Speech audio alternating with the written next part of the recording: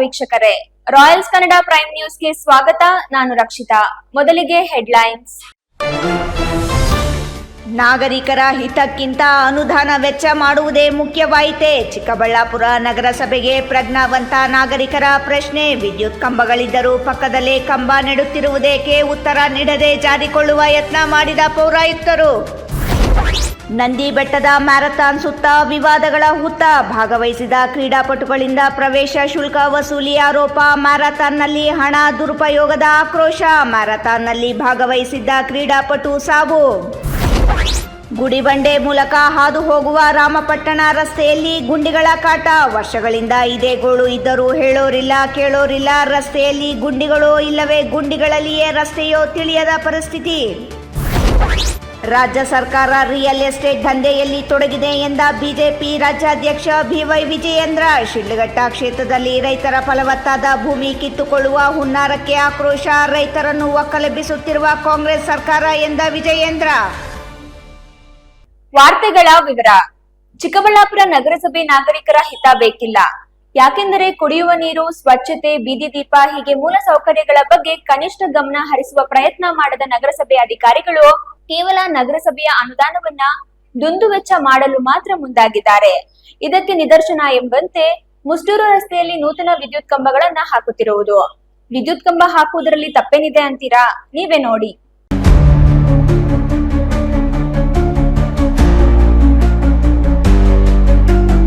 ವೀಕ್ಷಕರೇ, ನೀವು ನೋಡ್ತಾ ಇರೋದು ಚಿಕ್ಕಬಳ್ಳಾಪುರದ ಜಿವೈಎಸ್ಪಿ ವೃತ್ತದಿಂದ ರೇಷ್ಮೆಗೂಡಿನ ಮಾರುಕಟ್ಟೆಗೆ ಮತ್ತು ಮುಸ್ಟೂರು ರಸ್ತೆಗೆ ಸಂಪರ್ಕ ಕಲ್ಪಿಸುವ ರಸ್ತೆ. ಈ ರಸ್ತೆಯ ಎರಡೂ ಬದಿಯಲ್ಲಿ ಈಗಾಗಲೇ ವಿದ್ಯುತ್ ಕಂಬಗಳಿವೆ. ಈ ವಿದ್ಯುತ್ ಕಂಬಗಳಿಗೆ ವಿದ್ಯುತ್ ದೀಪಗಳನ್ನು ಅಳವಡಿಸಲಾಗಿದೆ. ಹೀಗಿದ್ದರೂ ನೂತನ ವಿದ್ಯುತ್ ಕಂಬಗಳನ್ನು ಹಾಕಲು ನಮ್ಮ ನಗರಸಭೆ ಮುಂದಾಗಿದೆ. ಇದಕ್ಕಾಗಿ ಅದೆಷ್ಟು ಲಕ್ಷ ಅನುದಾನ ವೆಚ್ಚ ಮಾಡುತ್ತಿದೆ ಎಂಬ ಮಾಹಿತಿ ಇನ್ನೂ ಲಭ್ಯವಿಲ್ಲವಾದರೂ ಈಗಾಗಲೇ ಇರುವ ವಿದ್ಯುತ್ ಕಂಬಗಳ ಪಕ್ಕದಲ್ಲಿಯೇ ಮತ್ತೊಂದು ಕಂಬಗಳನ್ನು ಹಾಕುವ ಮೂಲಕ ಅಧಿಕಾರಿಗಳು ಪ್ರಬುದ್ಧತೆ ಮೆರೆದಿದ್ದಾರೆ. ನಗರದ ಅನೇಕ ವಾರ್ಡುಗಳಲ್ಲಿ ಬೀದಿ ದೀಪಗಳಿಲ್ಲದೆ ಜನರು ಪರದಾಡುತ್ತಿದ್ದಾರೆ. ಚರಂಡಿಗಳು ಇಲ್ಲವೇ ಇಲ್ಲ. ಇರುವ ಕಡೆ ನೀರು ಹರಿಯಲು ಸಂಪರ್ಕ ಇಲ್ಲದೆ ನಿಂತಲ್ಲೇ ನಿಂತು ಕೊಳೆತು ನಾರುತ್ತಿದ್ದು ಸೊಳ್ಳೆ ಉತ್ಪಾದನಾ ಕೇಂದ್ರಗಳಾಗಿ ಬದಲಾಗಿವೆ. ಇದರಿಂದ ಜನ ಸಾಂಕ್ರಾಮಿಕ ರೋಗಗಳ ಭೀತಿಯಲ್ಲಿ ಬದುಕುತ್ತಿದ್ದಾರೆ. ಇನ್ನು ನಾಯಿಗಳ ಕಾಟ ಮಿತಿಮೀರಿದೆ. ಈ ಹಿಂದೆ ದೊಡ್ಡ ಸಾಧನೆ ರೀತಿಯಲ್ಲಿ ನಾಯಿಗಳಿಗೆ ಸಂತಾನ ಶಕ್ತಿ ಹರಣ ಶಸ್ತ್ರಚಿಕಿತ್ಸೆ ಹೆಸರಿನಲ್ಲಿ ಲಕ್ಷಾಂತರ ರೂಪಾಯಿ ವೆಚ್ಚ ಮಾಡಿದ ನಗರಸಭೆ ದೊಡ್ಡ ಸಾಧನೆ ಮಾಡಿದಂತೆ ಬೀಗಿತ್ತು. ಆದರೆ ಮೆಡಿಕಲ್ ಮಿರಾಕಲ್ ರೀತಿಯಲ್ಲಿ ನಮ್ಮ ನಗರಸಭೆ ಅಧಿಕಾರಿಗಳು ಸಂತಾನ ಶಕ್ತಿ ಹರಣ ಶಸ್ತ್ರಚಿಕಿತ್ಸೆ ಮಾಡಿದ್ದ ನಾಯಿಗಳು ಇದೀಗ ಮತ್ತೆ ಮರಿಗಳನ್ನು ಹಾಕುತ್ತಿವೆ. ಆಪರೇಷನ್ ಆದ ಒಂದೇ ವರ್ಷದಲ್ಲಿ ನಾಯಿಗಳು ಮತ್ತೆ ಮರಿ ಹಾಕುತ್ತಿವೆ ಎಂದರೆ ಇವರು ಆಪರೇಷನ್ ಮಾಡಿದ್ದು ಮರಿಗಳು ಹಾಕದಂತೆಯೇ ಅಥವಾ ಹೆಚ್ಚು ಮರಿಗಳು ಹಾಕುವುದಕ್ಕಾಗಿಯೇ ಎಂದು ನಾಗರಿಕರು ಪ್ರಶ್ನಿಸುತ್ತಿದ್ದಾರೆ. ಇಷ್ಟೆಲ್ಲ ಸಮಸ್ಯೆಗಳು ನಗರದಲ್ಲಿದ್ದು ಈ ಸಮಸ್ಯೆಗಳ ಪರಿಹಾರಕ್ಕಾಗಿ ನಗರಸಭೆ ಅನುದಾನವನ್ನು ವೆಚ್ಚ ಮಾಡಬೇಕಿದ್ದ ನಗರಸಭೆ ಇದೀಗ ಇರೋ ಕಂಬಗಳ ಪಕ್ಕದಲ್ಲಿ ಮತ್ತೆ ಕಂಬ ಹಾಕಿ ಅನುದಾನವನ್ನು ದುಂದು ವೆಚ್ಚ ಮಾಡಲು ಮುಂದಾಗಿರುವುದಾದರೂ ಯಾಕೆ ಎಂಬ ಪ್ರಶ್ನೆಗೆ ಉತ್ತರವೇ ಇಲ್ಲವಾಗಿದೆ. ಇನ್ನು ಈ ಕಂಬಗಳನ್ನು ಹಾಕುತ್ತಿರುವ ವಿಚಾರವಾಗಿ ಚಿಕ್ಕಬಳ್ಳಾಪುರ ನಗರಸಭೆ ಪೌರಾಯುಕ್ತರು ಏನು ಹೇಳಿದ್ದಾರೆ ಅಂತ ನೀವೇ ನೋಡಿ. ಚಿಕ್ಕಬಳ್ಳಾಪುರ ನಗರಸಭೆ ವ್ಯಾಪ್ತಿಯಲ್ಲಿ ಮುಖ್ಯ ರಸ್ತೆಗಳಲ್ಲಿ ಬೀದಿ ದೀಪದ ಸಮಸ್ಯೆ ಇತ್ತು. ಹಾಗಾಗಿ ನಾವು ನಗರೋತ್ಥಾನ ಯೋಜನೆಯಲ್ಲಿ ಬೀದಿ ದೀಪಗಳನ್ನು ಅಳವಡಿಕೆ ಮಾಡ್ತಾ ಇದ್ದೀವಿ. ಈಗ ಏನು ಮುಸ್ಟೂರು ರಸ್ತೆಯಲ್ಲಿ ಬೀದಿ ದೀಪ ಹಾಕ್ತಾ ಇದ್ದಾರೆ, ಅಲ್ಲಿ ಕೆಲವು ಕಡೆ ಬೀದಿ ದೀಪ ಇರೋ ಕಡೆನೇ ಹಾಕ್ತಾ ಇದ್ದಾರೆ ಅಂತ ದೂರುಗಳು ಬಂದಿದ್ದರಿಂದ ನಾನು ಆಲ್ರೆಡಿ ಅಲ್ಲಿ ವಿಸಿಟ್ ಮಾಡಿ ನಮ್ಮ ಕಾಂಟ್ರಾಕ್ಟ್ರು ಹೇಳಿದ್ದೀವಿ. ಈಗ ಆಲ್ರೆಡಿ ಎಲ್ಲಿ ಬೀದಿ ದೀಪ ಇದ್ದಾವೆ ಪೋಲ್, ಅಲ್ಲಿ ಮಾತ್ರ ದೀಪಗಳು ಮಾತ್ರ ಅಳವಡಿಸೋಕೆ ಹೇಳಿದ್ದೀವಿ.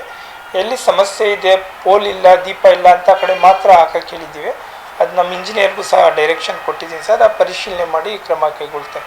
ಈಗ ಅವ್ರು ಏನು ಮಾಡಿದ್ದಾರೆ, ಹೊಸ ಪೋಲ್ ಸ್ಯಾಂಕ್ಷನ್ ಆಗಿದೆಯಲ್ಲ, ಅದು ಹೊಸ ಪೋಲ್ ಹಾಕಿ ಯೂನಿಫಾರ್ಮ್ ಥರ ಇರುತ್ತೆ, ಅದನ್ನು ಬೇರೆ ಕಡೆ ರೀಪ್ಲೇಸ್ ಮಾಡಬೇಕು ಅಂತ ಪ್ಲಾನ್ ಮಾಡಿದರು. ಈಗ ಅದನ್ನು ನಾವು ಬೇಡ, ಆಲ್ರೆಡಿ ಇರೋ ಪೋಲ್ ಇದ್ದರೆ ನೋ ಪ್ರಾಬ್ಲಮ್, ಅದು ಮತ್ತೆ ತೆಗೆಯೋದು ಬೇಡ, ಅಲ್ಲೇ ಲೈಟ್ ಮಾತ್ರ ರೀಪ್ಲೇಸ್ ಮಾಡಿ, ಮತ್ತು ಎಲ್ಲಿ ಪೋಲ್ ಇಲ್ಲ ಅಲ್ಲಿಗೆ ಪೋಲ್ ಹಾಕಕ್ಕೆ ಹೇಳಿದ್ದೀವಿ. ನಗರದ ಕೊನೆ ಪ್ರದೇಶದ ವಾರ್ಡುಗಳಲ್ಲಿ ಬೀದಿ ದೀಪಗಳಿಲ್ಲದೆ ಜನರು ರಾತ್ರಿಯಾದರೆ ಹೊರಬರುವುದಕ್ಕೂ ಹೆದರುವ ಸ್ಥಿತಿ ಇದೆ. ಇಂತಹ ಪ್ರದೇಶದಲ್ಲಿ ಬೀದಿ ದೀಪ ಹಾಕುವ ಬದಲು ಇರುವ ಪ್ರದೇಶದಲ್ಲೇ ಹಾಕಲು ಕಾರಣವೂ ಇದೆ ಎಂಬುದು ಪ್ರಜ್ಞಾವಂತರ ಆರೋಪವಾಗಿದೆ. ಇವರು ಕಂಬಗಳನ್ನು ಹಾಕುತ್ತಿರುವ ಪ್ರದೇಶಕ್ಕೆ ಹೊಂದಿಕೊಂಡಂತೆ ಜಿಲ್ಲಾಧಿಕಾರಿಗಳು ಮತ್ತು ಜಿಲ್ಲಾ ಪೊಲೀಸ್ ಅಧಿಕಾರಿಗಳ ನಿವಾಸವಿದ್ದು, ಇಲ್ಲಿ ಹೆಚ್ಚು ದೀಪಗಳು ಕಾಣಿಸಿದರೆ ಇಡೀ ನಗರದಲ್ಲಿ ಇದೇ ರೀತಿಯ ಬೆಳಕಿದೆ ಎಂದು ಜಿಲ್ಲಾಧಿಕಾರಿಗಳು ಭಾವಿಸುತ್ತಾರೆ. ತಮ್ಮ ವಿರುದ್ಧ ಯಾವುದೇ ಕ್ರಮ ಕೈಗೊಳ್ಳುವುದಿಲ್ಲ ಎಂಬ ದೂರದೃಷ್ಟಿಯಿಂದ ಪೌರಾಯುಕ್ತರು ಜಿಲ್ಲಾಧಿಕಾರಿಗಳ ನಿವಾಸದ ಸುತ್ತ ಹೆಚ್ಚುವರಿ ಕಂಬಗಳನ್ನು ಹಾಕುತ್ತಿದ್ದಾರೆ ಎಂಬ ಆರೋಪಗಳು ಕೇಳಿಬಂದಿವೆ. ಇನ್ನು ಇದೇ ರೀತಿಯಲ್ಲಿ ಈ ಹಿಂದೆ ಇದೇ ಪೌರಾಯುಕ್ತರು ಟ್ಯಾಂಕರ್ಗಳ ಮೂಲಕ ನೀರು ತಂದು ಬಿಬಿ ರಸ್ತೆಯನ್ನು ತೊಳೆಯುವ ಕೆಲಸ ಮಾಡಿದ್ದರು. ಆಗಲೂ ಜಿಲ್ಲಾಧಿಕಾರಿಗಳು ನಗರಸಭೆ ಅಧಿಕಾರಿಗಳ ಕರ್ಮಕಾಂಡ ಕಂಡು ತರಾಟೆಗೆ ತೆಗೆದುಕೊಂಡಿದ್ದ ಕಾರಣ ತಾವು ಕೆಲಸ ಮಾಡುತ್ತಿದ್ದೇವೆ ಎಂಬುದನ್ನು ತೋರಿಸಿಕೊಳ್ಳಲು ಬಿಬಿ ರಸ್ತೆ ತೊಳೆಯುವ ಕೆಲಸ ಮಾಡಿದ್ದರು. ಈಗಲೂ ಮೊನ್ನೆ ಜಿಲ್ಲಾಧಿಕಾರಿಗಳು ನಗರಸಭೆಯಲ್ಲಿ ಸಭೆ ನಡೆಸಿ ಕ್ರಿಯಾ ಯೋಜನೆ ಮಾಡುವಂತೆ ಅಧಿಕಾರಿಗಳಿಗೆ ತಾಕೀತು ಮಾಡುವ ಜೊತೆಗೆ ಸಕ್ರಮವಾಗಿ ಜನರ ಕೆಲಸಗಳನ್ನು ಮಾಡಲು ಖಡಕ್ ಸೂಚನೆ ನೀಡಿದ್ದಾರೆ ಎನ್ನಲಾಗಿದೆ. ಇದರಿಂದ ಜಿಲ್ಲಾಧಿಕಾರಿಗಳನ್ನು ಮೆಚ್ಚಿಸಲು ಅವರ ನಿವಾಸದ ಸುತ್ತ ಬೀದಿ ದೀಪ ಅಳವಡಿಸಲು ಹೆಚ್ಚುವರಿ ಕಂಬಗಳನ್ನು ಹಾಕಿ ಅದಕ್ಕೆ ನಗರಸಭೆ ಅನುದಾನ ಪೋಲು ಮಾಡುವ ಕೆಲಸಕ್ಕೆ ಪೌರಾಯುಕ್ತರು ಮುಂದಾಗಿದ್ದಾರೆ ಎಂದು ನಾಗರಿಕರು ಆಕ್ರೋಶ ವ್ಯಕ್ತಪಡಿಸಿದ್ದಾರೆ. ಒಟ್ಟಿನಲ್ಲಿ ವಾಸ್ತವ ಏನೇ ಇದ್ದರೂ ವರ್ಗಾವಣೆಯಾದರೂ ನ್ಯಾಯಾಲಯದಲ್ಲಿ ತಡೆ ತಂದು ಇಲ್ಲೇ ಇರುವ ಪೌರಾಯುಕ್ತರು ಜನರ ಕೆಲಸಗಳನ್ನು ಮಾಡುತ್ತಿರುವ ಯಾವುದೇ ನಿದರ್ಶನಗಳಿಲ್ಲದಿದ್ದರೂ ಇಂತಹ ವಿವಾದಗಳು ಮಾತ್ರ ನಿರಂತರವಾಗಿ ಕೇಳಿಬರುತ್ತಿರುವುದು ವಿಶೇಷ. ನಂದಿ ಬೆಟ್ಟದಲ್ಲಿ ನಡೆದ ಮಾನ್ಸೂನ್ ಮ್ಯಾರಥಾನ್ ಹಲವು ವಿವಾದಗಳಿಗೆ ಕಾರಣವಾಗಿದೆ. ಒಂದು ಕಡೆ ಮ್ಯಾರಥಾನ್ ಓಟದಲ್ಲಿ ಭಾಗವಹಿಸಿದವರಿಂದ ವಸೂಲಿ ಆರೋಪವಾದರೆ ಮತ್ತೊಂದು ಕಡೆ ಹಣ ದುರುಪಯೋಗ ಆರೋಪವೂ ಕೇಳಿಬಂದಿದೆ. ಈ ನಡುವೆ ಮ್ಯಾರಥಾನ್ ಓಟದ ವೇಳೆ ದುರಂತ ಸಂಭವಿಸಿದ್ದು, 21 ಕಿಲೋಮೀಟರ್ ಓಟದಲ್ಲಿ ಭಾಗವಹಿಸಿದ ಕ್ರೀಡಾಪಟು ಒಬ್ಬರು ಓಡುತ್ತಿದ್ದಾಗಲೇ ಕುಸಿದು ಬಿದ್ದು ಮೃತಪಟ್ಟಿರುವ ಘಟನೆ ನಡೆದಿದೆ.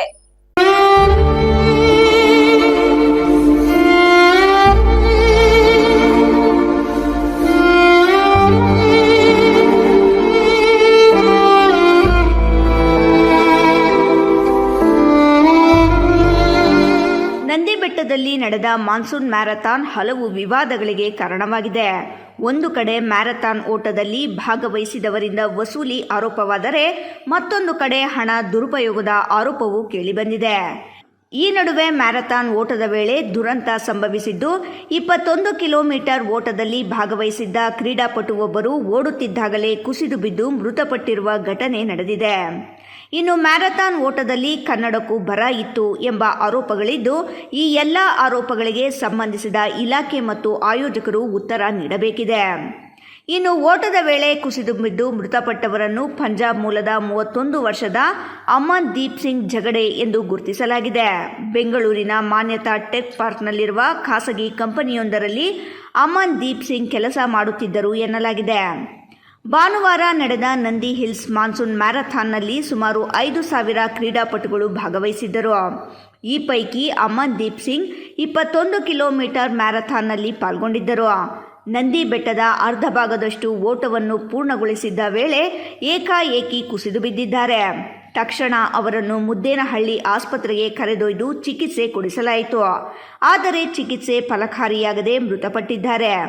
ಪ್ರಾಥಮಿಕವಾಗಿ ಹೃದಯಾಘಾತದಿಂದ ಮೃತಪಟ್ಟಿರುವ ಶಂಕೆ ವ್ಯಕ್ತವಾಗಿದ್ದು, ಸಾವಿಗೆ ನಿಖರ ಕಾರಣ ಇನ್ನಷ್ಟು ತಿಳಿದು ಬರಬೇಕಿದೆ. ಯುವ ಸಬಲೀಕರಣ ಮತ್ತು ಕ್ರೀಡಾ ಇಲಾಖೆ, ಬೆಂಗಳೂರು ಗ್ರಾಮಾಂತರ ಹಾಗೂ ಚಿಕ್ಕಬಳ್ಳಾಪುರ ಜಿಲ್ಲಾಡಳಿತ, ಜೆಜೆ ರನ್ನರ್ಸ್ ಅಕಾಡೆಮಿ ಮತ್ತು ದಿವ್ಯಶ್ರೀ ಸಹಯೋಗದಲ್ಲಿ ನಂದಿ ಹಿಲ್ಸ್ ಮಾನ್ಸೂನ್ ಮ್ಯಾರಥಾನ್ ಆಯೋಜಿಸಲಾಗಿತ್ತು. ಈ ಮ್ಯಾರಥಾನ್ ಓಟದಲ್ಲಿ ಭಾಗವಹಿಸುವ ಪ್ರತಿಯೊಬ್ಬ ಕ್ರೀಡಾಪಟುವಿನಿಂದ 1,000 ವಸೂಲಿ ಮಾಡಿರುವ ಆರೋಪ ಕೇಳಿಬಂದಿದೆ. ಅಲ್ಲದೆ ವಾರದ ಕೊನೆಯ ದಿನಗಳಾದ ಶನಿವಾರ ಮತ್ತು ಭಾನುವಾರದಂದು ನಂದಿ ಬೆಟ್ಟಕ್ಕೆ ಬರಬೇಕಿದ್ದ ಪ್ರವಾಸಿಗರನ್ನು ನಿರ್ಬಂಧಿಸಲಾಗಿತ್ತು. ಇದರಿಂದಲೂ ಪ್ರವಾಸೋದ್ಯಮಕ್ಕೆ ಅಪಾರ ನಷ್ಟ ಉಂಟಾಗಿದೆ ಎಂಬುದು ಪ್ರಮುಖ ವಿಚಾರವಾಗಿದೆ. ನಂದಿ ಬೆಟ್ಟ ಮಾನ್ಸೂನ್ ಮ್ಯಾರಥಾನ್ ಈಗಾಗಲೇ ದೇಶದ ಜನಪ್ರಿಯ ಡೆಸ್ಟಿನೇಷನ್ ರನ್ನಿಂಗ್ ಈವೆಂಟ್ಗಳಲ್ಲಿ ಒಂದಾಗಿ ಗುರುತಿಸಿಕೊಂಡಿದೆ. ನೈಸರ್ಗಿಕ ಸೌಂದರ್ಯ, ಐತಿಹಾಸಿಕ ಪರಂಪರೆ, ಸಾಹಸ, ದೈಹಿಕ ಕ್ಷಮತೆ ಹಾಗೂ ಮಳೆಗಾಲದ ಸಂಭ್ರಮವನ್ನು ಒಟ್ಟಿಗೆ ಆಚರಿಸುವ ಉದ್ದೇಶದಿಂದ ಪ್ರತಿ ವರ್ಷ ಆಗಸ್ಟ್ ತಿಂಗಳ 2ನೇ ಭಾನುವಾರದಂದು ಈ ಓಟ ಆಯೋಜಿಸಲು ತೀರ್ಮಾನಿಸಲಾಗಿದೆ. ದೇಶದ ವಿವಿಧ ಭಾಗಗಳಿಂದ ವಿವಿಧ ವಯೋಮಿತಿಯ ಓಟಗಾರರು ಈ ಮ್ಯಾರಥಾನ್ನಲ್ಲಿ ಭಾಗವಹಿಸುತ್ತಾರೆ. ಯುವ ಸಬಲೀಕರಣ ಮತ್ತು ಕ್ರೀಡಾ ಇಲಾಖೆ ಕಾರ್ಯಕ್ರಮಕ್ಕೆ ಪ್ರಮುಖ ಬೆಂಬಲ ನೀಡುತ್ತಿದ್ದು, ಬೆಂಗಳೂರನ್ನು ಜಾಗತಿಕ ಮಟ್ಟದ ಫಿಟ್ನೆಸ್ ಹಾಗೂ ಹೊರಾಂಗಣ ಚಟುವಟಿಕೆಗಳ ಕೇಂದ್ರವನ್ನಾಗಿ ರೂಪಿಸುವ ಉದ್ದೇಶ ಹೊಂದಿದೆ. ಆದರೆ ಈ ಬಾರಿ ಮ್ಯಾರಥಾನ್ ವೇಳೆ ಕ್ರೀಡಾಪಟುವೊಬ್ಬರ ಸಾವಿನ ಘಟನೆ ಆಯೋಜಕರು ಹಾಗೂ ಭಾಗವಹಿಸಿದ್ದವರಲ್ಲಿ ವಿಷಾದ ಮೂಡಿಸಿದೆ. ಗುಡಿಬಂಡೆ ಪಟ್ಟಣದ ಮೂಲಕ ಹಾದು ಹೋಗುವ ರಾಮಪಟ್ಟಣ ರಸ್ತೆ ಹಲವು ವರ್ಷಗಳಿಂದ ಹದಗೆಟ್ಟಿದ್ದು, ಮಳೆ ಬಂದಾಗ ರಸ್ತೆ ಗುಂಡಿಗಳಲ್ಲಿ ನೀರು ನಿಂತು ಸಾರ್ವಜನಿಕರು ತೀವ್ರ ತೊಂದರೆ ಅನುಭವಿಸುವಂತಾಗಿದೆ. ಕೂಡಲೇ ರಸ್ತೆ ದುರಸ್ತಿ ಮಾಡಿಸುವಂತೆ ಕರ್ನಾಟಕ ಪ್ರಾಂತ ರೈತ ಸಂಘದ ತಾಲೂಕು ಕಾರ್ಯದರ್ಶಿ ಶ್ರೀನಿವಾಸ್ ಆಗ್ರಹಿಸಿದರು.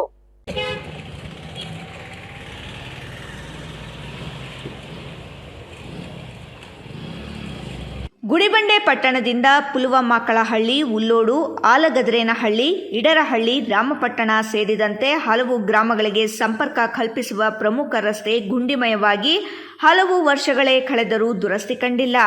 ಪ್ರತಿದಿನ ನೂರಾರು ಮಂದಿ ಈ ರಸ್ತೆಯ ಮೂಲಕ ಸಂಚರಿಸುತ್ತಿದ್ದು, ರಸ್ತೆಯ ದುಸ್ಥಿತಿಯಿಂದಾಗಿ ವಾಹನ ಸವಾರರು ಪರದಾಡುವಂತಾಗಿದೆ. ಈ ಕುರಿತು ಮಾತನಾಡಿದ ಶ್ರೀನಿವಾಸ್, ರಾಮಪಟ್ಟಣ ರಸ್ತೆಯ ಮಾರ್ಗದಲ್ಲಿ ಹಲವು ಶಿಕ್ಷಣ ಸಂಸ್ಥೆಗಳಿವೆ. ಹೆಚ್ಚಿನ ಸಂಖ್ಯೆಯಲ್ಲಿ ಸರ್ಕಾರಿ ನೌಕರರು ವಾಸಿಸುವ ಪ್ರದೇಶವೂ ಇದಾಗಿದೆ. ಪ್ರತಿದಿನ ಸಾರ್ವಜನಿಕರು ಇದೇ ರಸ್ತೆಯನ್ನು ಬಳಸುತ್ತಿದ್ದಾರೆ. ಇಂತಹ ಪ್ರಮುಖ ರಸ್ತೆ ಹಲವು ವರ್ಷಗಳಿಂದ ಹದಗೆಟ್ಟಿದ್ದರೂ ಸಂಬಂಧಪಟ್ಟ ಅಧಿಕಾರಿಗಳು ಹಾಗೂ ಜನಪ್ರತಿನಿಧಿಗಳು ಗಮನ ಹರಿಸದಿರುವುದು ವಿಷಾದನೀಯ ಎಂದರು. ಆತ್ಮೀಯ ಮಾಧ್ಯಮ ಮಿತ್ರರಿಗೆ ನಮಸ್ಕಾರಗಳು. ನನ್ನ ಹೆಸರು ಶ್ರೀನಿವಾಸ್ ಅಂತ, ಕರ್ನಾಟಕ ಪ್ರಾಂತ ರೈತ ಸಂಘದ ತಾಲೂಕು ಕಾರ್ಯದರ್ಶಿಯಾಗಿ ಮಾತಾಡ್ತಾ ಇದ್ದೀನಿ. ಏನು ಗುಡಿಬಂಡೆ ಪಟ್ಟಣದಲ್ಲಿ ಏಕೈಕ ಒಂದು ರಾಮಪಟ್ಟಣ ರಸ್ತೆ ಅಂತ ಏನಿದೆಯೋ ಅದೇ ಇದರಲ್ಲಿ ಪದವಿ ಪೂರ್ವ ಕಾಲೇಜ್ ಆಗಿರ್ಬೋದು, ಡಿಗ್ರಿ ಕಾಲೇಜ್ ಆಗಿರ್ಬೋದು, ITI ಕಾಲೇಜ್ ಆಗಿರ್ಬೋದು, ಮತ್ತು ಅತಿ ಹೆಚ್ಚಾಗಿ ಸರ್ಕಾರಿ ನೌಕರರು ವಾಸಿಸುವಂಥ ಒಂದು ಪ್ರದೇಶವಾಗಿದೆ. ಸುಮಾರು ವರ್ಷಗಳಿಂದ ಈಗ ನಮ್ಮ ಭಾರತ ದೇಶಕ್ಕೆ 80 ವರ್ಷಗಳಾಗಿದೆ ಸ್ವಾತಂತ್ರ್ಯ ಬಂದು. ನಮ್ಮ ಗುಡಿಬಂಡೆಗೆ ಬಂದು 80 ವರ್ಷಗಳಾಗಿದೆ. ಈಗ ಇದೇ ತಿಂಗಳ 15ನೇ ತಾರೀಕು ಸ್ವಾತಂತ್ರ್ಯ ದಿನಾಚರಣೆ ಮಾಡ್ತಾಯಿದೆ. ಅದೇ ದಾರಿಯಲ್ಲಿ ಮಕ್ಕಳು ಓಡಾಡಬೇಕಾಗುತ್ತೆ, ಅದೇ ದಾರಿಯಲ್ಲಿ ಜನಪ್ರತಿನಿಧಿಗಳು, ಅದೇ ದಾರಿಯಲ್ಲಿ ಜನಪ್ರತಿನಿಧಿಗಳು, ಸರ್ಕಾರಿ ಅಧಿಕಾರಿಗಳು ಹೋಗುವ ಪರಿಸ್ಥಿತಿ ನಿರ್ಮಾಣ ಆಗಿದೆ. ಎಷ್ಟು ವರ್ಷಗಳಿಂದ ಅದು ರಾಮಪಟ್ಟಣ ರಸ್ತೆ ಅಂತ ಮೀಡಿಯಾದಲ್ಲಿ ಬಂದಿದೆ, ಯಾಕೆ ಗಮನ ಹರಿಸ್ತಾ ಇಲ್ಲ ಸಂಬಂಧಿಸಿದ ಅಧಿಕಾರಿಗಳಾಗಿರ್ಬೋದು, ನಮ್ಮ ಸ್ಥಳೀಯ ಶಾಸಕರು? ಈಗ ರಸ್ತೆ ಅಗಲೀಕರಣದಲ್ಲಿ ಕೆಲವು ಮನೆಗಳು ಕಳ್ಕೊಂಡ್ರು ಪಾಪ. ಅವ್ರಿಗೆ ಇಷ್ಟು ತನಕ ಅವ್ರು ಸತ್ಯ ತೀರ್ಕೊಂಡಿದ್ದಾರೆ. ಕೆಲವು ಊರು ಬಿಟ್ಟು ಹೋಗ್ಬಿಟ್ರು, ಗುಡಿಬಂಡೆ ತಾಲೂಕೆ ಬಿಟ್ಬಿಟ್ಟು ಹೋಗ್ಬಿಟ್ಟಿದ್ದಾರೆ. ನೀವು ಕೊಟ್ಟಿರೋದು ಎಷ್ಟು ಸ್ವಾಮಿ? 10-20 ಬಚ್ಚಲ ಮನೆಗೆ ಸಹ ಆಗಲ್ಲ, ಶೌಚಾಲಯಕ್ಕೂ ಆಗಲ್ಲ ನೀವು ಕೊಟ್ಟಿರುವಂಥ ಒಂದು ಸೈಟ್ಗಳು. ಅದೇ ದಿವಂಗತ GV ಶ್ರೀರಾಮ್ ರೆಡ್ಡಿ ಅವರು ಒಂದು ಕಾಲೋನಿನೇ ಮಾಡಿಬಿಟ್ಟಿದ್ದಾರೆ ತಿರುಮಲನಗರದಲ್ಲಿ. ಎಷ್ಟೆಷ್ಟು ಸೈಟ್ ಕೊಟ್ಟಿದ್ದಾರೆ. ಈಗ ನೀವು ಪಟ್ಟಣ ಪಂಚಾಯತಿ ದಾಖಲೆಗಳು ತೋರಿಸಬೇಕಿದ್ರೆ ದಾಖಲೆ ತಗೊಂಡು ನೋಡಿ. ಅತಿ ಹೆಚ್ಚು ಪಟ್ಟಣದಲ್ಲಿ ನಿವೇಶನ ಕೊಟ್ಟಿರುವ ಏಕೈಕ ಶಾಸಕರು ಅಂದರೆ GV ಶ್ರೀರಾಮ್ ರೆಡ್ಡಿ ಅವರು. ನೀವು ಯಾಕೆ ಮನಸ್ಸು ಮಾಡ್ತಾ ಇಲ್ಲ? ಇಲ್ಲಿ ಉಪ್ಪಾರಳ್ಳಿ ಹತ್ರ ಮಾಡ್ತಾ ಇದ್ದೀರಾ, ಅಲ್ಲಿ ಆವಾಗಲೇ ಬೇರೆ ರೈತರು ಕಬಳಿಕೆ ಮಾಡ್ಕೊಳ್ತಾ ಇದ್ದಾರೆ. ನಿಮ್ಮ ಅನುಯಾಯಿಗಳೇ ಮಾಡ್ತಾ ಇರೋದು.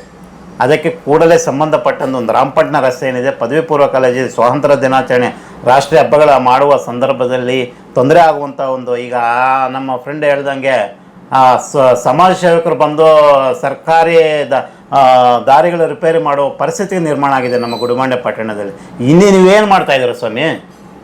ಇದು ಗಮನ ಇಟ್ಕೊಂಡು ಮುಂದಿನ ದಿನಗಳಲ್ಲಿ ಏನಾನ ಸರಿಪಡಿಸದೇ ಇದ್ದರೆ ನಾವು ಉಗ್ರವಾದ ಒಂದು ಹೋರಾಟ ಮಾಡ್ತೀವಿ ಅಂತ ಒಂದು ಎಚ್ಚರಿಕೆಯನ್ನು ಕೊಡ್ತಾ ಇದ್ದೀವಿ.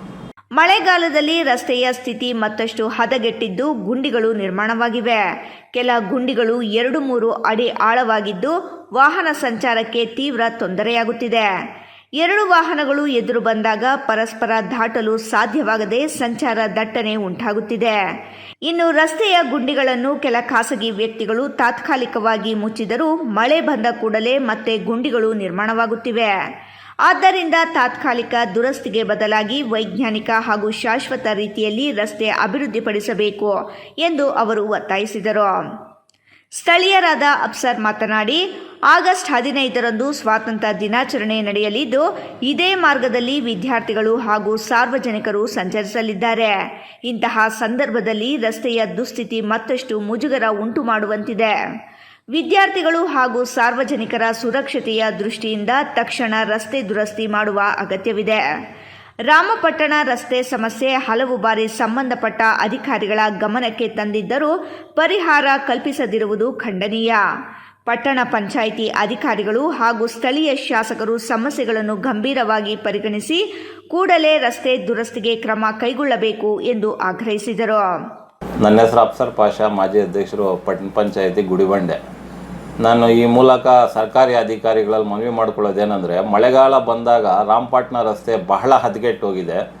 ಆ ಒಂದು ರಸ್ತೆಯಲ್ಲಿ 2 ಶಾಲೆಗಳಿದೆ ಮತ್ತು ಕಾಲೇಜುಗಳು 2 ಇದೆ. ಎಲ್ಲ ಇದ್ರೂ ಕೂಡ ಅಧಿಕಾರಿಗಳು ಕೂಡ ಆ ಒಂದು ರಸ್ತೆಯಲ್ಲಿ ಓಡಾಡ್ತಾ ಇರ್ತಾರೆ. ಎಲ್ಲ ಒಂದು ಕಣ್ಮುಚ್ಕೊಂಡು ಓಡಾಡ್ತಾ ಇದ್ದಾರೆ. ನಾವು ಸುಮಾರು ದಿನಗಳಿಂದ ಗಮನಿಸ್ತಾನೇ ಇದ್ದೀವಿ. ಏನು ನಾಮಕಾವಾಸ್ತೆ ಯಾರೋ ಖಾಸಗಿ ವ್ಯಕ್ತಿಗಳು ಆ ಗುಣಿಗಳನ್ನು ಮುಚ್ಚೋದು, ರೆಡಿ ಮಾಡೋದು, ಮತ್ತು ಮಳೆಗಾಲ ಬಂದರೆ ಕಾಮನ್ನಾಗಿ ಆಗೋದು. ದಯವಿಟ್ಟು ಸರ್ಕಾರಿ ಅಧಿಕಾರಿಗಳು ಏನು ನಿದ್ದೆ ಮಾಡ್ತಾ ಇದ್ದೀರಾ, ದಯವಿಟ್ಟು ನೀವು ಹುಷಾರಾಗಿ ಆ ಒಂದು ರಾಮಪಟ್ಟಣ ರಸ್ತೆಯನ್ನು ಆದಷ್ಟು ಬೇಗ ಸರಿ ಮಾಡಬೇಕು. ಇಲ್ಲದಿದ್ದರೆ ನಾವೆಲ್ಲನೂ ಸೇರಿ ರಾಮಪಟ್ಟಣ ಸರ್ಕಲ್ನಲ್ಲಿರುವ ವಾಸ ಮಾಡ್ತಾ ಇರುವಂಥ ನಾವು ನಾಗರಿಕರು ಎಲ್ಲರೂ ಸೇರಿ ಉಗ್ರವಾದ ಒಂದು ಹೋರಾಟ ಮಾಡಬೇಕು ಅಂತ ನಾವು ತೀರ್ಮಾನ ಮಾಡಿದ್ದೀವಿ. ರಸ್ತೆ ಸಮಸ್ಯೆ ಶೀಘ್ರ ಪರಿಹರಿಸದಿದ್ದರೆ ರಾಮಪಟ್ಟಣ ಸರ್ಕಲ್ ಹಾಗೂ ಸುತ್ತಮುತ್ತಲಿನ ನಾಗರಿಕರನ್ನು ಒಗ್ಗೂಡಿಸಿಕೊಂಡು ತೀವ್ರ ಹೋರಾಟ ನಡೆಸಬೇಕಾಗುತ್ತದೆ ಎಂದು ಅಫ್ಸರ್ ಎಚ್ಚರಿಸಿದರು. ಮಕ್ಕಳು ಸಾರ್ವಜನಿಕರ ಹಿತದೃಷ್ಟಿಯಿಂದ ಸಂಬಂಧಪಟ್ಟ ಅಧಿಕಾರಿಗಳು ಇನ್ನಾದರೂ ಎಚ್ಚೆತ್ತು ರಾಮಪಟ್ಟಣ ರಸ್ತೆ ಶೀಘ್ರ ದುರಸ್ತಿ ಮಾಡಬೇಕು ಎಂದು ಮನವಿ ಮಾಡಿದರು. ಮಹೇಶ್, ರಾಯಲ್ಸ್ ಕನ್ನಡ, ಗುಡಿಬಂಡೆ. ಇದೀಗ ಸಣ್ಣದೊಂದು ವಿರಾಮದ ನಂತರ ರಾಯಲ್ಸ್ ಕನ್ನಡ ಪ್ರೈಮ್ ನ್ಯೂಸ್ ಮುಂದುವರಿಯುತ್ತದೆ. ನಮಸ್ಕಾರ ಕರ್ನಾಟಕ. ಮದ್ಯಪಾನ ಮಾಡಿ ಪ್ರತಿದಿನ ನಿಮ್ಮ ಮನೆಯಲ್ಲಿ ಜಗಳ, ಕಿರಿಕಿರಿ ಮಾಡುತ್ತಿದ್ದಾರೆಯೇ? ಎಷ್ಟೇ ಪ್ರಯತ್ನ ಮಾಡಿ ಯಾವುದೇ ನಾಟಿ ಔಷಧಿ ಕೊಡಿಸಿದರೂ ಪ್ರಯೋಜನವಾಗುತ್ತಿಲ್ಲವೇ? ಎಲ್ಲಾ ದೇವರ ಮೊರೆ ಹೋದರೂ ಡ್ರಿಂಕ್ಸ್ ಮಾಡುವುದನ್ನು ಬಿಡಿಸಲು ನಿಮಗೆ ಸಾಧ್ಯವಾಗುತ್ತಿಲ್ಲವೇ? ಆಣೆ ಪ್ರಮಾಣ ಮಾಡಿಯೂ ಸಹ ಎಣ್ಣೆ ಹೊಡೆಯೋದನ್ನ ಸ್ಟಾಪ್ ಮಾಡ್ತಿಲ್ಲವೇ? ಗುಟ್ಕಾ, ತಂಬಾಕು, ಬೀಡಿ, ಸಿಗರೆಟ್ ಹವ್ಯಾಸದಿಂದ ದೂರ ಬರಲು ಸಾಧ್ಯವಾಗುತ್ತಿಲ್ಲವೇ? ಮತ್ತೇಕೆ ತಡ? ಈಗಲೇ ಟಿವಿ ಸ್ಕ್ರೀನ್ ಮೇಲೆ ಡಿಸ್ಪ್ಲೇ ಆಗುತ್ತಿರುವ ಮೊಬೈಲ್ ನಂಬರ್ಗೆ ಕಾಲ್ ಮಾಡಿ ಯಾವುದೇ ರೀತಿಯ ಸೈಡ್ ಎಫೆಕ್ಟ್ ಇಲ್ಲದ 100% ಹರ್ಬಲ್, GMP ಸರ್ಟಿಫೈಡ್ ಮತ್ತು ಕ್ಲಿನಿಕಲಿ ಅಪ್ರೂವ್ಡ್ ಆಗಿರುವ ಔಷಧಿಯನ್ನ ಬುಕ್ ಮಾಡಿ. ನಿಮ್ಮ ದುಶ್ಚಟಗಳನ್ನ ದೂರ ಮಾಡಿ ಆರೋಗ್ಯಕರ ಜೀವನವನ್ನ ನಿಮ್ಮದಾಗಿಸಿಕೊಳ್ಳಿ. Mobile number 9739952121.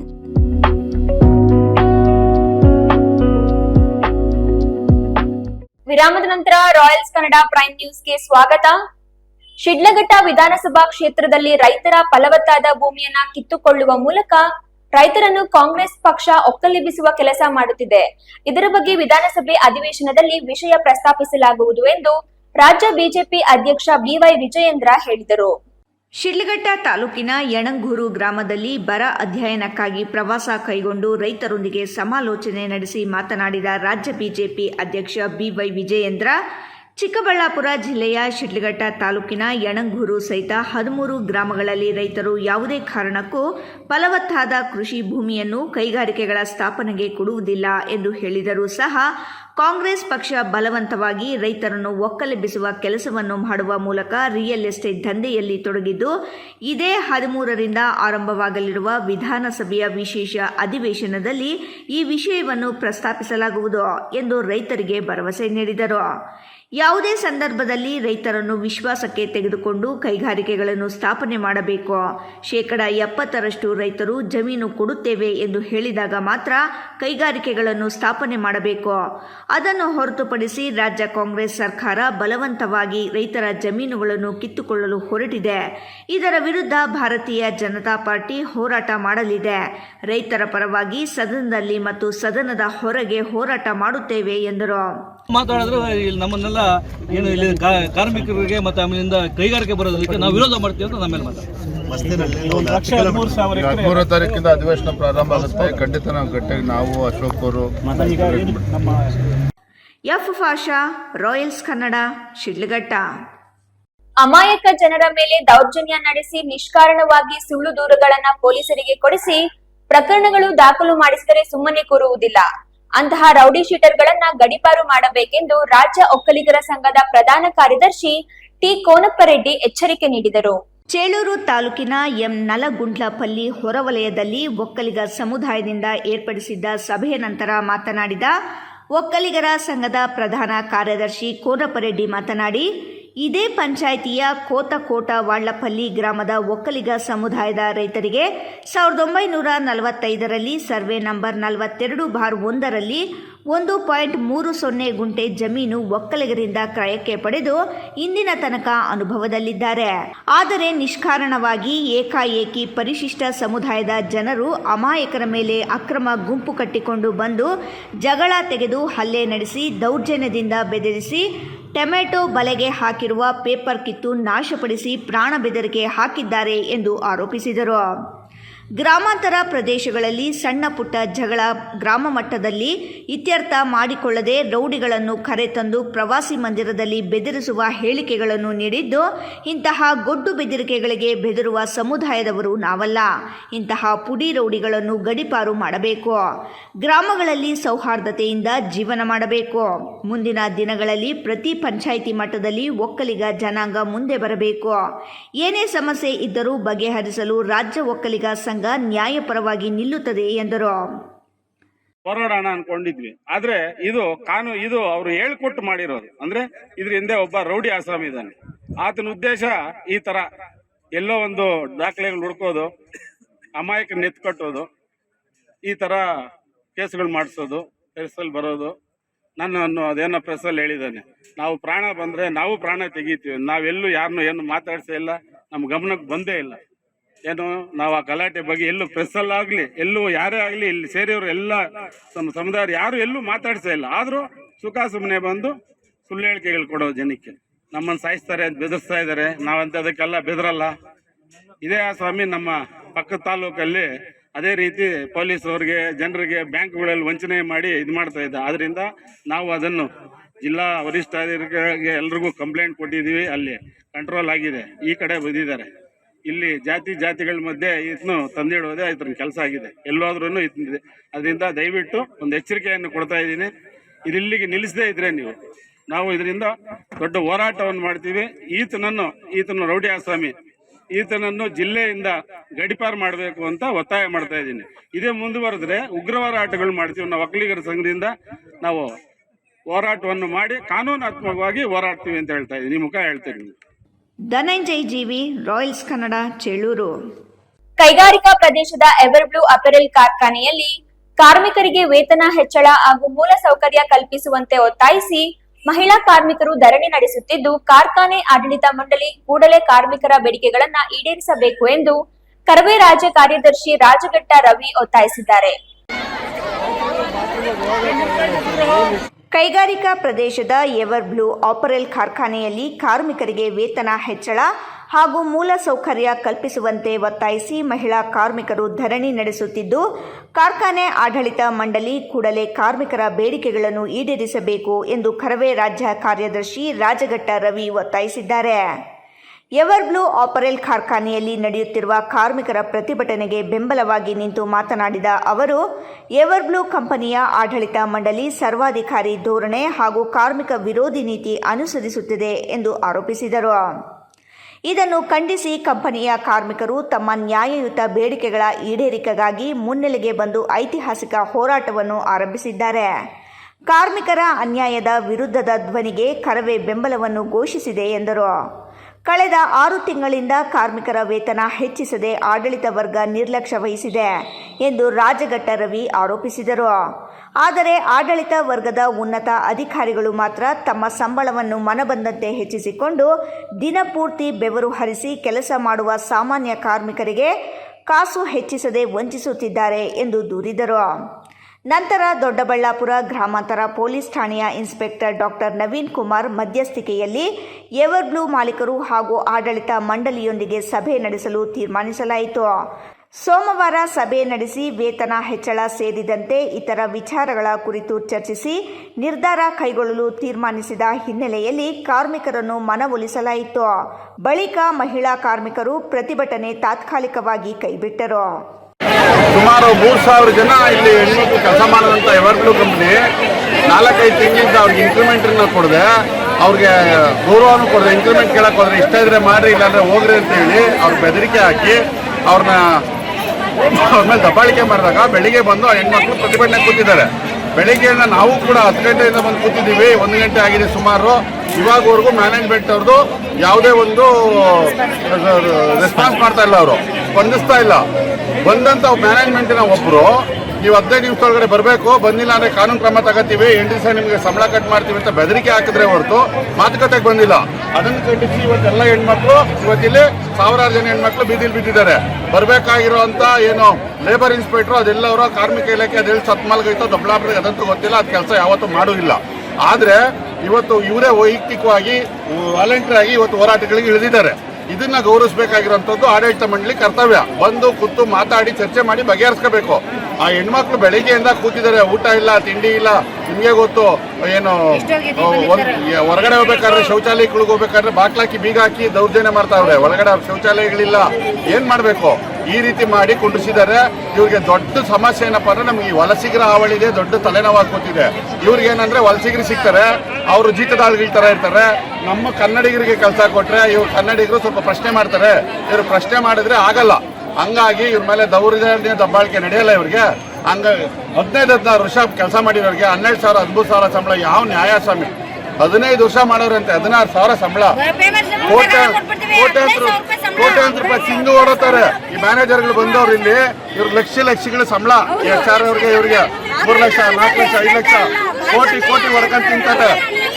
ಕಾಫಿ ಟೀ ಅಂತ ಹೇಳಿ ಅದರಲ್ಲೇನೆ ಲಕ್ಷಾಂತರ ರೂಪಾಯಿ ಲೂಟಿ ಮಾಡ್ತಾರೆ ಇವರು.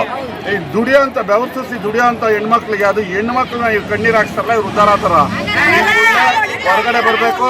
ಅವ್ರೇನು ನ್ಯಾಯಯುತವಾದ ಬೇಡಿಕೆ ಇದೆ, ಅವ್ರದ್ದೇನು ಅನ್ಯಾಯಯುತ. 4,000 ರೀ ಇನ್ಕ್ರಿಮೆಂಟ್ ಕೇಳ್ತಾ ಇರೋದು, ಬರೀ 4,000. ಪೂಜೆ ಮಾಡಿದ್ರೆ ಒಂದು ಸ್ವೀಟ್ ಕೊಡಲ್ಲಂತೆ, ಒಳೆ ಕರೆಯಲ್ಲಂತೆ, ಪೂಜೆಗೆ ಸಮೇತ ಸೇರ್ಸಲ್ಲಂತೆ. ಏನೋ ಜೋರಾಗಿ ಮಾತಾಡಿದ್ರೆ ಅವ್ರನ್ನ ಟಾರ್ಗೆಟ್ ಮಾಡೋದು, ಅವ್ರನ್ನ ಕೆಲ್ಸಕ್ಕೆ ಮುಂದೆ ತೆಗೆದಾಕೋದು, ಅವ್ರಿಗೆ ಕಿರುಕುಳ ಕೊಡೋದು, ಇದನ್ನೆಲ್ಲ ಮಾಡ್ತಾ ಇದ್ದಾರೆ. ಇದೆಲ್ಲ ಸಹಿಸಕ್ಕಾಗಲ್ಲ. ಕರ್ನಾಟಕ ರಕ್ಷಣಾ ವೇದಿಕೆ ಇವತ್ತು ಹೆಣ್ಮಕ್ಳ ಜೊತೆಲಿದೆ. ನಾವು ಎಂಥ ಹೋರಾಟಕ್ಕೆ ಇದ್ದೀವಿ, ಒಳ್ಳೆ ಮಾತಲ್ಲಿ ಬಂದು ಅವ್ರು ಒಳ್ಳೆ ಬಗೆಹರಿಸ್ಕೋಬೇಕಂತ ಎಚ್ಚರಿಕೆ ಕೊಡ್ತಾ ಇದ್ದೀವಿ. ಇದೀಗ ಸಣ್ಣದೊಂದು ವಿರಾಮದ ನಂತರ ರಾಯಲ್ಸ್ ಕನ್ನಡ ಪ್ರೈಮ್ ನ್ಯೂಸ್ ಮುಂದುವರಿಯುತ್ತದೆ. ನಮಸ್ಕಾರ ಕರ್ನಾಟಕ. ಮದ್ಯಪಾನ ಮಾಡಿ ಪ್ರತಿದಿನ ನಿಮ್ಮ ಮನೆಯಲ್ಲಿ ಜಗಳ ಕಿರಿಕಿರಿ ಮಾಡುತ್ತಿದ್ದಾರೆಯೇ? ಎಷ್ಟೇ ಪ್ರಯತ್ನ ಮಾಡಿ ಯಾವುದೇ ನಾಟಿ ಔಷಧಿ ಕೊಡಿಸಿದರೂ ಪ್ರಯೋಜನವಾಗುತ್ತಿಲ್ಲವೇ? ಎಲ್ಲಾ ದೇವರ ಮೊರೆ ಹೋದರೂ ಡ್ರಿಂಕ್ಸ್ ಮಾಡುವುದನ್ನು ಬಿಡಿಸಲು ನಿಮಗೆ ಸಾಧ್ಯವಾಗುತ್ತಿಲ್ಲವೇ? ಆಣೆ ಪ್ರಮಾಣ ಮಾಡಿಯೂ ಸಹ ಎಣ್ಣೆ ಹೊಡೆಯೋದನ್ನ ಸ್ಟಾಪ್ ಮಾಡ್ತಿಲ್ಲವೇ? ಗುಟ್ಕಾ, ತಂಬಾಕು, ಬೀಡಿ, ಸಿಗರೆಟ್ ಹವ್ಯಾಸದಿಂದ ದೂರ ಬರಲು ಸಾಧ್ಯವಾಗುತ್ತಿಲ್ಲವೇ? ಮತ್ತೇಕೆ ತಡ? ಈಗಲೇ ಟಿವಿ ಸ್ಕ್ರೀನ್ ಮೇಲೆ ಡಿಸ್ಪ್ಲೇ ಆಗುತ್ತಿರುವ ಮೊಬೈಲ್ ನಂಬರ್ಗೆ ಕಾಲ್ ಮಾಡಿ ಯಾವುದೇ ರೀತಿಯ ಸೈಡ್ ಎಫೆಕ್ಟ್ ಇಲ್ಲದ 100% ಹರ್ಬಲ್, GMP ಸರ್ಟಿಫೈಡ್ ಮತ್ತು ಕ್ಲಿನಿಕಲಿ ಅಪ್ರೂವ್ಡ್ ಆಗಿರುವ ಔಷಧಿಯನ್ನ ಬುಕ್ ಮಾಡಿ. ನಿಮ್ಮ ದುಶ್ಚಟಗಳನ್ನ ದೂರ ಮಾಡಿ ಆರೋಗ್ಯಕರ ಜೀವನವನ್ನ ನಿಮ್ಮದಾಗಿಸಿಕೊಳ್ಳಿ. Mobile number 9739952121.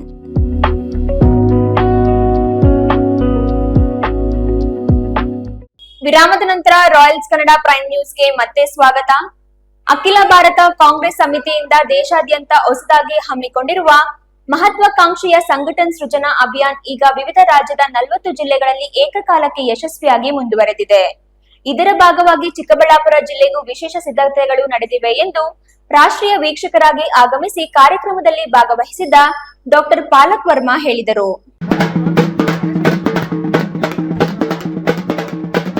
ಚಿಂತಾಮಣಿ ನಗರದ MC ಆಂಜನೇಯ ರೆಡ್ಡಿ ಕಲ್ಯಾಣ ಮಂಟಪ ಮತ್ತು ತಾಲೂಕಿನ ಕೋಟಗಲ್ ಗ್ರಾಮ ಪಂಚಾಯಿತಿ ವ್ಯಾಪ್ತಿಯ ಸಿಂಗರೇಪಲ್ಲಿ ಶ್ರೀ ಲಕ್ಷ್ಮೀ ನರಸಿಂಹಸ್ವಾಮಿ ಕಲ್ಯಾಣ ಮಂಟಪದಲ್ಲಿ ಹಮ್ಮಿಕೊಂಡಿದ್ದ ಕಾಂಗ್ರೆಸ್ ಪಕ್ಷದ ಸಂಘಟನೆ ಸೃಜನಾ ಅಭಿಯಾನಕ್ಕೆ ಚಾಲನೆ ನೀಡಿ ಮಾತನಾಡಿದ ಡಾಕ್ಟರ್ ಪಾಲಕ್ ವರ್ಮಾ, ಹೊಸ ನಾಯಕತ್ವಕ್ಕೆ ಒತ್ತು ಮತ್ತು ಡಿಜಿಟಲ್ ಯುಗಕ್ಕೆ ತಕ್ಕ ಆಯ್ಕೆ ಕುರಿತು ಮಾಹಿತಿ ನೀಡಿದ ಅವರು, ಹಿಂದಿನ ಕಾಲದಲ್ಲಿ ಹಿರಿಯ ತಲೆಮಾರುಗಳ ಅನುಭವ ಹಾಗೂ ಯೋಗ್ಯತೆ ಆಧಾರದ ಮೇಲೆ ಜಿಲ್ಲಾಧ್ಯಕ್ಷರನ್ನು ಆಯ್ಕೆ ಮಾಡಲಾಗುತ್ತಿತ್ತು.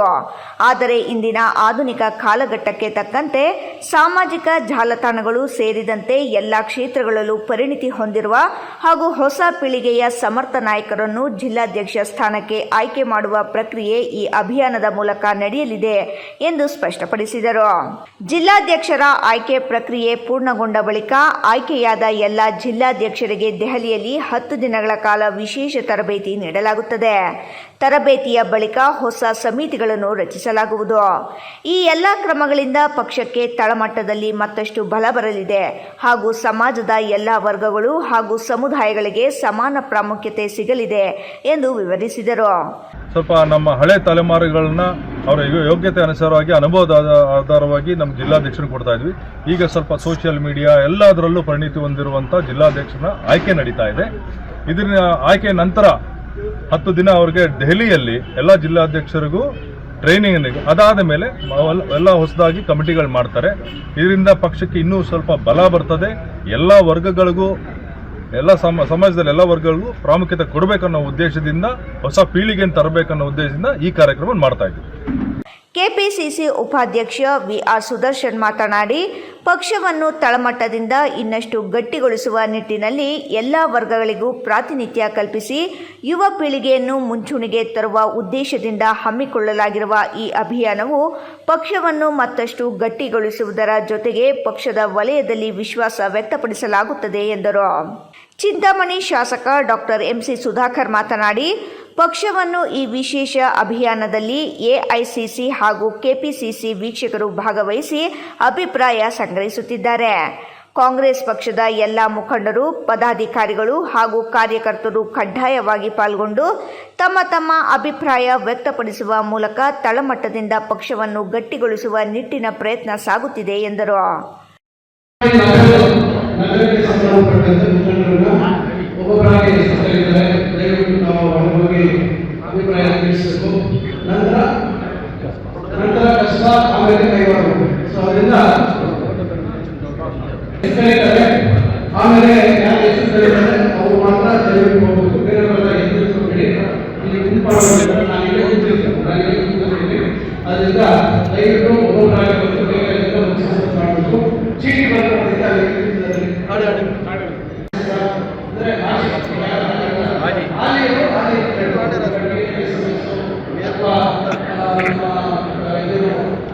ಕೃಷಿ ಸಮಾಜದ ಯಾವ ಹಾಲಿ ಎಪಿಎಂಸಿ ಮಾಜಿ ಇದ್ರೆ ಮಾಜಿ ಹೇಳ್ಬೋದು. ಅದರಿಂದ ಈ ಒಬ್ಬೊಬ್ಬರೇ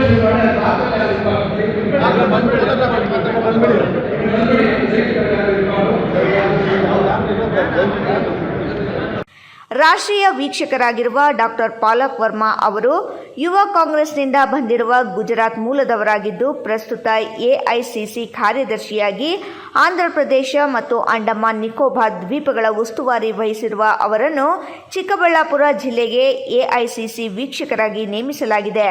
ಇವರ ಜೊತೆಗೆ ಕೆಪಿಸಿಸಿ ಪ್ರಧಾನ ಕಾರ್ಯದರ್ಶಿ ಕಾರ್ತಿಕ್ ರವರನ್ನು ಸಹ ಈ ಕಾರ್ಯಕ್ರಮದ ಉಸ್ತುವಾರಿಗಳನ್ನಾಗಿ ನಿಯೋಜಿಸಲಾಗಿದೆ ಎಂದು ಡಾಕ್ಟರ್ ಎಂಸಿ ಸುಧಾಕರ್ ವಿವರಿಸಿದರು. ಇಮ್ರಾನ್ ಖಾನ್, ರಾಯಲ್ಸ್ ಕನ್ನಡ, ಚಿಂತಾಮಣಿ.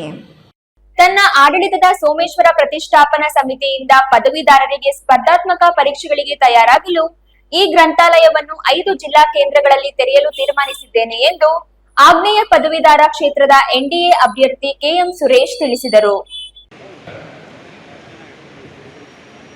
ತನ್ನ ಆಡಳಿತದ ಸೋಮೇಶ್ವರ ಪ್ರತಿಷ್ಠಾನದ ಸಮಿತಿಯಿಂದ ಪದವೀಧರರಿಗೆ ಸ್ಪರ್ಧಾತ್ಮಕ ಪರೀಕ್ಷೆಗಳಿಗೆ ತಯಾರಾಗಲು ಈ ಗ್ರಂಥಾಲಯವನ್ನು 5 ಜಿಲ್ಲಾ ಕೇಂದ್ರಗಳಲ್ಲಿ ತೆರೆಯಲು ತೀರ್ಮಾನಿಸಿದ್ದೇನೆ ಎಂದು ಆಗ್ನೇಯ ಪದವೀಧರ ಕ್ಷೇತ್ರದ ಎನ್ಡಿಎ ಅಭ್ಯರ್ಥಿ ಕೆಎಂ ಸುರೇಶ್ ತಿಳಿಸಿದರು.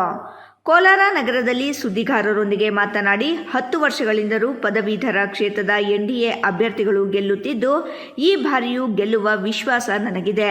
ಆದ್ದರಿಂದ ಉದ್ಯೋಗದಾತರು ಹಾಗೂ ಉದ್ಯೋಗಸ್ಥರ ನಡುವೆ ಉದ್ಯೋಗ ಮೇಳಗಳನ್ನು ಹಮ್ಮಿಕೊಳ್ಳುವುದು, ಸರ್ಕಾರ ಸವಲತ್ತುಗಳನ್ನು ತಲುಪಿಸುವ ಕೆಲಸವನ್ನು ಪ್ರಾಮಾಣಿಕವಾಗಿ ಮಾಡುತ್ತೇನೆ ಎಂದರು. ಕೋಲಾರ ಜಿಲ್ಲೆಗೆ 3 ಬಾರಿ ಭೇಟಿ ನೀಡಿದ್ದು, ಪದವೀಧರರ ಸಹಕಾರ ನನಗಿದೆ. ಕಾಂಗ್ರೆಸ್ ಸರ್ಕಾರದಿಂದ ಸಹಾಯ ಆಗುತ್ತಿಲ್ಲ. ಕೆಪಿಸಿಸಿ ಆಯೋಗದ ಅಧ್ಯಕ್ಷ ಶಿವಶಂಕರಪ್ಪ ಸಾವ್ಕಾರ್ ತನ್ನ ಮಕ್ಕಳಿಗೆ ಕೆಲಸ ಗಿಟ್ಟಿಸಿಕೊಳ್ಳಲು ಅಕ್ರಮ ನಡೆಸಿದ್ದು ಎಲ್ಲರಿಗೂ ಗೊತ್ತಿರುವ ವಿಷಯ. ಹೀಗಿರುವಾಗ ಕಾಂಗ್ರೆಸ್ ಸರ್ಕಾರ ಯಾವ ರೀತಿ ಪದವೀಧರರಿಗೆ ಬೆನ್ನೆಲುಬಾಗಿ ನಿಂತಿದೆ ಎಂಬುದು ಗೊತ್ತಾಗುತ್ತದೆ ಎಂದು ಹೇಳಿದರು. ಕೋಲಾರ, ಚಿಕ್ಕಬಳ್ಳಾಪುರ, ತುಮಕೂರು, ದಾವಣಗೆರೆ, ಚಿತ್ರದುರ್ಗದ ಜಿಲ್ಲೆಗಳ ಶಿಕ್ಷಕರಿಗೆ, ಪದವೀಧರರಿಗೆ ಎಲ್ಲ ರೀತಿಯ ಸವಲತ್ತುಗಳನ್ನು ಒದಗಿಸುವ ಕಾರ್ಯವನ್ನು ಮಾಡುತ್ತೇನೆ. ಅವರ ಯಾವುದೇ ಸಮಸ್ಯೆ ಇದ್ದರೂ ಬಗೆಹರಿಸುವ ಕೆಲಸವನ್ನು ಸದಾ ಮಾಡುತ್ತೇನೆ. ಈ ನಿಟ್ಟಿನಲ್ಲಿ ನನಗೆ ಎಲ್ಲರ ಸಹಕಾರ, ಬೆಂಬಲ ಬೇಕಾಗಿದೆ ಎಂದು ಮನವಿ ಮಾಡಿದರು. ಭಾರತೀಯ ಜನತಾ ಪಕ್ಷ ಮತ್ತು JDSನ 2 ಪಕ್ಷಗಳ ಎನ್ಡಿಎ ಅಭ್ಯರ್ಥಿಯಾಗಿ ಅಧಿಕೃತವಾದ ಘೋಷಣೆ ಆಗಿದೆ.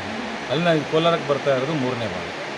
ಹಿಂದೆ ನಮ್ಮ KGF ಬಂದಿದ್ದೆ, ಬೇತಮಂಗಲ ನಮ್ಮ ಸ್ನೇಹಿತರು ಸುರೇಶ್ ಕುಟ್ಟಿ ಅಂತಿದ್ದಾರೆ, ಅವರು ಹುಟ್ಟಿದಬ್ಬ ಸಮಾರಂಭ ಬಂದಿದ್ದೆ. ಅದಕ್ಕಿಂತ ಮುಂಚೆ ನಮ್ಮ ಜಿಲ್ಲಾಧ್ಯಕ್ಷರನ್ನ ಭೇಟಿ ಮಾಡಿ ನಮ್ಮ ಬಂಗಾರಪೇಟೆ MLA ಲಕ್ಷ್ಮೀನರಸಿಂಹವ್ರ ಮನೆಗೆ ಹೋಗಿ ಬಂಗಾರಪೇಟೆ ಪ್ರವಾಸ ಮಾಡ್ಕೊಂಡು ಹೋಗಿದ್ದೆ.